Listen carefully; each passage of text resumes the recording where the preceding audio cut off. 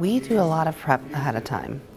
We take the information that we receive from the Marcus Evans team, and not only do we understand what they've selected in their profiles, but also we do LinkedIn research, try to identify some similarities or things that we might be able to relate to in order to start to build the relationship with the people that we choose as our interviews.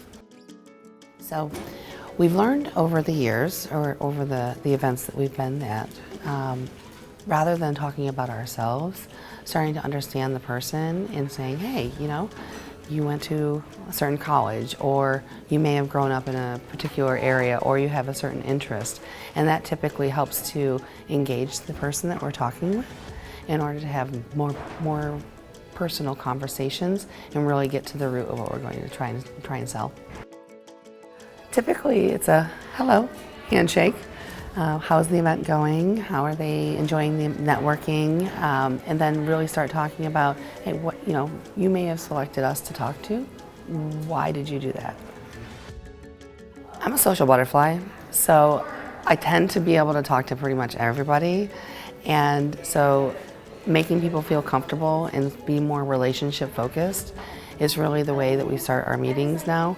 We've learned this over the Marcus Evans events that we've been at, and now I think we're getting better at getting people to open up about what their pain points are and what they're looking for versus us just trying to sell. When we hear certain keywords around procurement, that typically triggers where the conversation is going to go. And it depends on whether it's myself or my partner Chet, who has more of the background in what particular area. We tend to start talking about, hey, here's some use cases that we've had with other clients, and here's what we're hearing from you, and maybe this is going to be something that we could partner on. We never say that we want to sell our services, we always want to be a partner. Whenever you go to a doctor or a dentist, you typically get one of those little cards, and it's really outdated, but we've made these little cards so that we give them something physical that we're handing to the person that we're talking with the date and the time of who is going to have a call with you. And at that time, I pick up my phone, look at the calendar, put the time on the calendar, get that meeting in place before they even leave the table.